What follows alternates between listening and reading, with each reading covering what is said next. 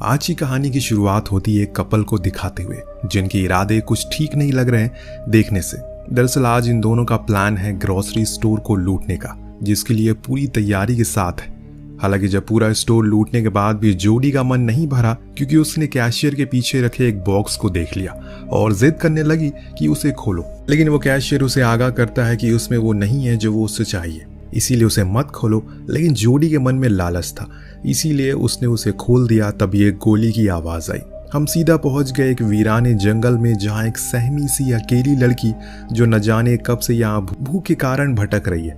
आगे पीछे उसके कोई नहीं था, न जाने क्या हुआ था उसके साथ अतीत में जो अभी इस हाल में है वो। लेकिन फिलहाल अभी उसे अपने सामने एक लकड़ी की झोपड़ी दिखाई देती है। वो फौरन उसके अंदर चली गई, जहाँ समांथा को खाने से भरा एक बैग दिखा। जो कुछ भी था उसके हाथ लगा, उसे वो खाना शुरू कर देती है। लेकिन तभी बाहर से किसी की डरावनी आहट सुनाई दी। कोई तो है जो इस तरफ बढ़ रहा है। इस डर के चलते ही समांथा वहां रखे एक बेड के नीचे छुप गई। तभी वो शख्स अंदर आया। हाथ में उसके एक कुल्हाड़ी थी, पर वो कौन था ये हम नहीं देख सके। उसने अपने खाने का बैग उठाया और चुपचाप चल पड़ा। नीचे छुपी समांथा चुपचाप सहमी सी छुपी रहती है। जब कुछ समय बीत गया तो उसने निर्णय लिया कि अब उसे यहाँ से बाहर निकलना चाहिए, इसीलिए वो फौरन भागने का फैसला करती है। लेकिन तभी अचानक उसकी टक्कर उसी आदमी से हो गई जिसका नाम टॉम था। लेकिन वो उसे कोई नुकसान नहीं पहुंचाता, बल्कि वो तो उसकी मदद करता है। जो देख समांथा उससे माफी मांगती है कि उसने उसके बैग से खाना चुराया, क्योंकि वो 2 दिन से भूखी थी। दरअसल उसकी कार खराब हो गई है बीच रास्ते में, तो उसका हस्बैंड पास के ही पेट्रोल पंप पर गया मदद के लिए, लेकिन अभी तक वो लौटा ही नहीं। इत्तेफाक की बात यहाँ ये थी कि टॉम की कार भी खराब हो चुकी है, बल्कि वो तो यहाँ 3 दिन से फंसा हुआ है। अब ये सुनते ही समांथा घबरा गई और कहा कि उसे जाना होगा अपनी पति के लिए, हो सकता है कि वो आ गया हो। तो टॉम भी उसके साथ जाता है, लेकिन वहाँ कोई नहीं था, इसीलिए दोनों वहाँ एक नोट छोड़ देते हैं। कुछ गर्म कपड़े लेकर वापस उसी झोपड़ी में आ गए। अब रात होने पर यहाँ का तापमान बहुत ज्यादा गिर जाता है, इसीलिए टॉम उसे कंबल ओढ़ने को कहता है, जो वो कार से लेकर आई थी। पर उसे ये समझ नहीं आया कि उसका पति उसे ऐसे बीच जंगल में अकेले छोड़कर क्यों चला गया। साथ लेकर भी तो जा सकता था। तो समांथा ने बताया कि वो प्रेग्नेंट है, इसीलिए उसने ऐसा किया होगा। ये सुनने पर टॉम उसके बेड पर सोने को कहता है और खुद जमीन पर सोने की बात करता है। सोने से पहले उसने उसे पीने का पानी दिया, जो कि वो पास में बह रही एक झील से लेकर आया था। लेकिन अजीब बात यह थी कि अगले दिन जब वो वापस गया तो वो झील का नामो निशान ही नहीं था। पर इन्हीं उलझन भरे सवालों को लेकर दोनों सोने के लिए चले जाते हैं। बीच में समांथा को एक बुरा सपना भी आता है, जिससे कि सुबह उसकी जल्दी आंख खुल जाती है। लेकिन आसपास उसे टॉम कहीं दिखाई नहीं देता। बाहर गई तो उसे एक सफेद बालों वाली लड़की बेहोश पड़ी मिली। फौरन वो उसे लेकर झोपड़ी के अंदर आई। इधर टॉम अपनी कार में से कुछ फ्यूल निकालता है ताकि वो उसे समांथा की कार में डाल दे, जिससे वो लोग यहाँ से निकल सके। इधर इस तरह उस सफेद बाले वाली लड़की को होश आता है। तब हम पहचान पाते हैं, अरे ये तो जोडी है, वही ग्रोसरी स्टोर पर चोरी करने वाली लड़की। पर ये यहाँ कैसे आ गई? अब जब उसने समांथा को देखा, सोचा कि ये कोई गलत औरत है और ये जगह उसी की है। तो समांथा ने उसे पूरी दास्तान बताई, लेकिन अब भी उसे उस पर यकीन नहीं हो रहा है, इसीलिए गुस्से में वो झोपड़ी से बाहर चली गई। इस दौरान टॉम फ्यूल लेकर आ रहा होता है तो अचानक 2 बारी गोली चली, जिससे वो इतना ज्यादा डर जाता है कि उसके हाथ से वो फ्यूल गिर जाता है। उसने आवाज लगाई, क्या कोई आस पास है? पर यहाँ कोई नहीं था, इसीलिए वो वापस आ गया। उसने एक अनजान लड़की को समांथा के साथ देखा, जो असल में जोडी ही थी। उसने बताया कि उसके बॉयफ्रेंड के साथ उसकी लड़ाई हो गई, इसीलिए वो उसे यहाँ अकेला छोड़कर चले गया। पर अब उसे घर वापस जाना है। उसकी बातें सुन टॉम उसे यहाँ रहने के लिए मान जाता है, पर बदले में उसे भी उनके कामों में हाथ लगाना होगा। नेक्स्ट डे समांथा और उसमें अच्छी बातें होती है, जिससे कि अब उनमें दोस्ती भी हो जाती है। पर वहाँ टॉम की तो परेशानियाँ खत्म ही नहीं हो रही है। वो नोटिस करता है जितनी दूर वो अपनी लोकेशन से जा रहा है, उतना ही वो उसके करीब होता जा रहा है। यानी कि बार बार वो लौट कर उसी झोपड़ी के पास आ जाता है, जो चीज उसे बहुत ही अजीब लगती है। और इसीलिए वापस इन दोनों के पास आता और कहने लगा, ये जगह ठीक नहीं है, हमें यहाँ से चलना चाहिए। पर मुझे एक बात जाननी है, असल में तुम लोग जा कहाँ रहे थे और ये जगह कौन सी है, यहाँ किसी को पता है? तो समांथा ने कहा कि उसके पति ने बताया कि ये न्यू हैम्पशायर है। पर जोडी कहती है जगह तो डकोटा है। तो वहीं टॉम कहता है कि वो लॉस एंजलिस वाले रूट पर था। इन सब बातों के बाद अब ये समझ चुके हैं कि ये बहुत बड़ी मुसीबत में है, और इसीलिए टॉम ने मन बनाया कि वो लोग कल सुबह जितनी दूर जा सकते हैं उतनी दूर जाएंगे, ताकि किसी की मदद ले सके या फिर कुछ और तरीका निकाल सके इस जगह से बाहर निकलने का। रात होने पर जोडी और टॉम दोनों एक साथ एक बड़ा ही अजीब सपना देखते हैं।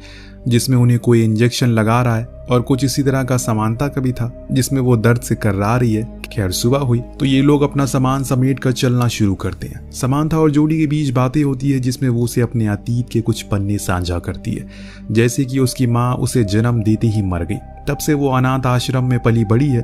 तभी अचानक उसके पैर पर एक चीज टकराई और वो गिर पड़ी। उसी समय उसके जेब से पैसों की गड्डी गिरी, जिसे देख टॉम अचंभित हो गया और जल्दी ही पूछा कि इतने पैसे तुम्हारे पास कहाँ से आए। जवाब में कहा कि ये उसकी खुद की सेविंग है जो उसने अपने बॉयफ्रेंड के साथ रखी थी, पर जाते टाइम उसने उसे ले ली। तभी समानता की नजर उसी चीज पर पड़ी जिसे जोडी टकराई थी। ये एक हैंडल था। जब टॉम ने अपनी कुल्हाड़ी से उसे तोड़ा तो वो असल में एक जर्मन बंकर होता है, जिसके अंदर सारी जंगी सामान रखे थे और कुछ कैन फूड भी थे जिस पर नाजी आर्मी का सिंबल बना था। यहाँ समानता बताती है कि उसके पिता पहले युद्ध लड़े थे, इसीलिए उसके घरों में ऐसे सामान काफी आते जाते रहते हैं। टॉम उन सभी कैन को बाहर लाता है और फिर दोनों को लेकर बाहर आता है, लेकिन परेशानी की बात ये थी कि ये फिर उसी केबिन के पास आ गए थे। अब इनके हिसाब से तो ये सीधा चल रहे थे, पर शायद इनके हिसाब से कुछ भी यहाँ चलने वाला नहीं है।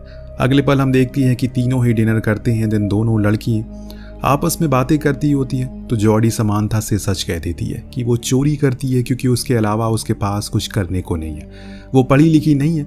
समानता ने उसे गुजारिश की क्या वो उन पैसों को दोबारा देख सकती है जो उसने लूटे थे, क्योंकि इतने पैसे उसने आज तक कभी नहीं देखे।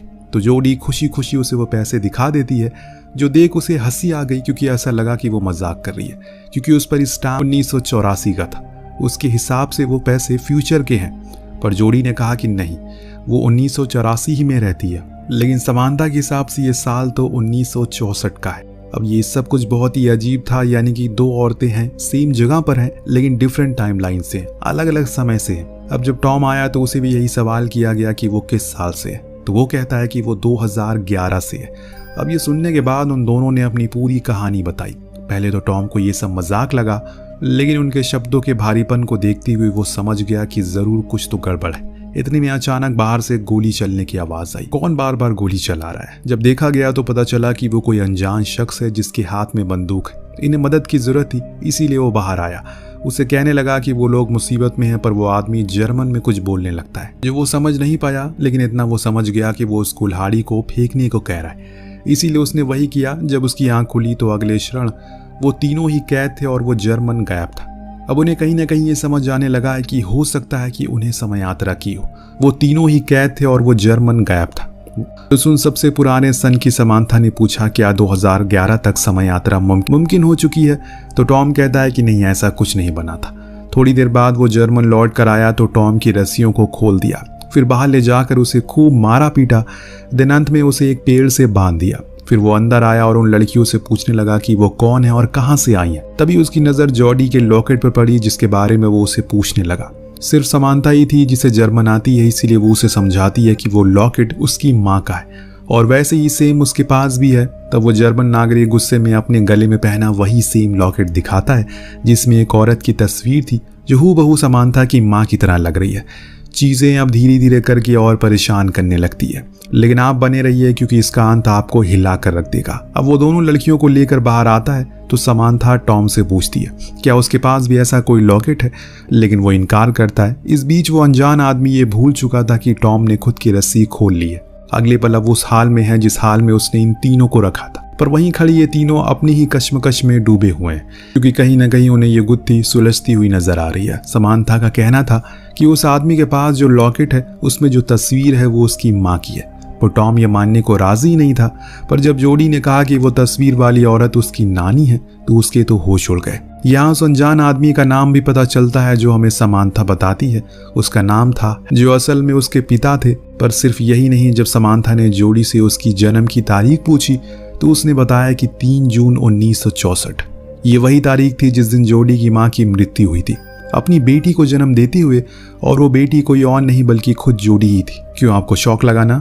अब पूरे केबिन में शौक का मातम पसरा हुआ है। बात ही कुछ इस तरह सामने आई है, सभी के होश उड़ चुके हैं। समानता को जब पता चला कि उसका पति असल में युद्ध में मारा गया तो वो रोते हुए केबिन से बाहर चलेगी। लेकिन सिर्फ यही नहीं, यहाँ एक और राज से पर्दा उठता है। बाहर बैठा टॉम जॉडी को बताता है कि वो असल में उसकी माँ एक चोर थी, पर वो उसकी इस बात को नकार दे क्योंकि उसके पास ऐसा कोई लॉकेट नहीं था। पर उसका कहना था कि उसके पास सेम लॉकेट है, पर वो अभी उसके घर पर है। वो बताता है कि उसकी माँ एक चोर थी जो अपने पति केविन के साथ शहर के गैस स्टेशन ग्रोसरी स्टोर को लूटा करती थी, लेकिन एक दिन उन्होंने खुद अपने पति को मार डाला, जिसके जुर्म में उन्हें फांसी हो गई। ये एक कड़वा सच था जो असल में हकीकत थी, पर यह चीज जोडी सुन नहीं पाती और वो भी केबिन से बाहर आ जाती है। बाहर बैठी उदास समांथा के पास उसकी बेटी जॉडी गई। अब वो एहसास कुछ अलग है, पहले वाली चीज खत्म हो चुकी है, क्योंकि समांथा को जब से पता चला कि वो अपनी बेटी को जन्म देते मर जाएगी, उसकी तो मानो दुनिया ही उजड़ गई। लेकिन वो खुश है क्योंकि उसकी बेटी जिंदा है और उसके नाना नानी उसका ख्याल रखेंगे बाद में। लेकिन जोडी ने बताया कि नाना नानी उस पर बहुत अत्याचार करते हैं और हमेशा भूखा रखते हैं, इसीलिए उसने बचपन में ही उसे घर छोड़ दिया। ये सुनने के बाद वो रोने लगी और फौरन केबिन में आकर हैंसमैन यानी कि अपने पिता को सारी बात समझाई और फिर उसे फ्री करने की कोशिश में लग गई। पर टॉम उसे ऐसा करने से मना करता है क्योंकि वो खतरनाक हो सकता है, पर समांथा को यकीन है कि उसके पिता उसे कुछ नहीं करेंगे। लेकिन जैसे ही वो फ्री हुआ, अपनी बंदूक और कपड़े लेकर भाग गया वहां से। इस बीच समांथा को फिर से अपना वही डरावना सपना याद आता है जब वो अपने बच्चे को जन्म देते हुए मर गई थी, क्योंकि उस समय एडम यानी कि उसका पति जंग में था और घर पर एम्बुलेंस लेट पहुंची। तो वहीं टॉम ने भी बताया कि उसने भी ऐसा कुछ सपना देखा था जिसमें वो उस फादर को शूट कर देता है जो उसका शोषण करता था और फिर उसके बाद खुद को भी शूट कर लेता है। वहीं आखिर में बारी आई जोडी की, तो उसे भी वही फांसी वाला दिन याद आता है। यानी कि तीनों को ये अभी पता है कि वो मरने वाले हैं और कैसे कैसे मरने वाले हैं ये भी जानते हैं, पर अभी मरे नहीं है। तो यानी कि ये तीनों अपना अतीत बदल सकते हैं, जिस चीज के लिए टॉम इन्हें फौरन उसी जर्मन बंकर में लेकर जाता है, क्योंकि उसका मानना था कि ये सब हैंसमैन की मौत के बाद से ही शुरू हुआ था।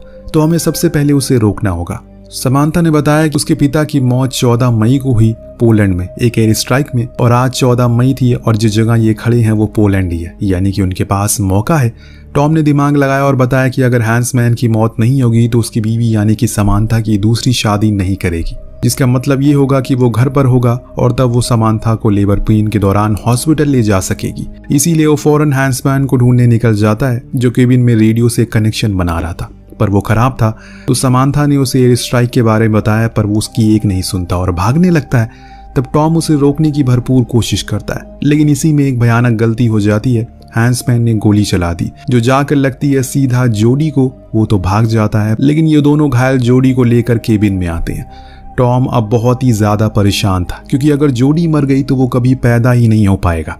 मुझे उसे किसी तरह करके रोकना होगा, इतना बोलकर वो हैंसमैन को पकड़ने के लिए चला जाता है। इधर समांथा अपनी बेटी को जिंदा रखने की पूरी कोशिश करती है, इसीलिए ईश्वर ने कभी किसी इंसान को ये ताकत नहीं दी कि वो खुद के अतीत को कल को देख सके, वरना वो कुदरत की बनाई चीजों से छेड़छाड़ करना शुरू कर देगा, जिसका अंजाम बहुत ही भयानक हो सकता है। टॉम ने हैंसमैन को ढूंढ तो लिया, लेकिन वो हर बारी उसके चंगुल से भाग जाता है। लेकिन उसे एक बात देखी, वो कहीं भी भागे बार बार उसी केबिन के पास आ रहा था, इसीलिए वो भी अब उसी केबिन के पास चला गया जहां अब दोनों आमने सामने थे।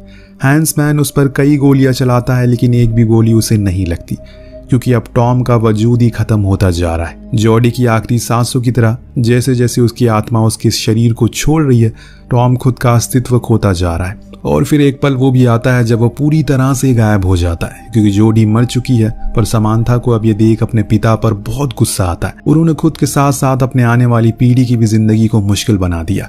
इतना सब कुछ होने के बाद अब जाकर हैंसमैन को उसकी बातों पर यकीन आता है। लेकिन अब क्या, अब तो बहुत देर हो चुकी है।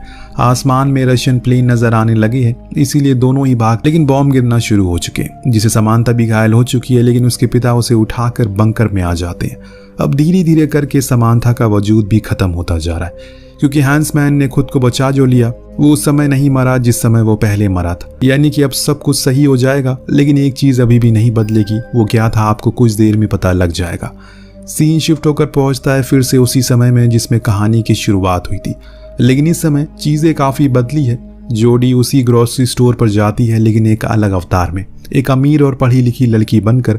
लेकिन जब वो वहां से बाहर निकली तो उसे केविन दिखा, जो अपनी दूसरी गर्लफ्रेंड के साथ वही काम को अंजाम देने वाला है, पर एक नई गर्लफ्रेंड के साथ, जिसका मतलब ये है टॉम कभी पैदा ही नहीं होगा, क्योंकि जोडी केविन कभी मिले ही नहीं। और ऐसा इसलिए हुआ क्योंकि समांथा अभी जिंदा है, जिसे हम अगले सीन में देखते हैं, जिसके हाथ में अपने पिता की अस्थियां हैं, जिन्हें मान सम्मान के साथ उसने श्रद्धांजलि दे दी 1964 में। अंत में हम फिर से उसी स्टोर में देखते हैं जहां केविन की नई गर्लफ्रेंड अमेली ने सब कुछ लूट लिया, लेकिन अंत में उसकी भी लालच खत्म नहीं हुई और उसकी नज़र कैशियर के पीछे रखे उस बॉक्स पर पड़ी, जिसे खोलने को उसने कहा, लेकिन कैशियर ने उसे आगाह किया अगर वो अंदर गई तो अब कुछ भी नहीं सुधर पाएगा। पर वो नहीं मानी और बूम में गोली चली, जिसके साथ ही कहानी का यही पर अंत होता है। दोस्तों, ये एक बहुत ही कमाल की कहानी है जो हमारे और आपके दिमाग को पूरी तरह से घुमा कर रख देती है। कहानी कैसी लगी हमें कमेंट करके जरूर बताएगा। मिलते हैं अगले वीडियो में। Thank you so much watching. Peace out.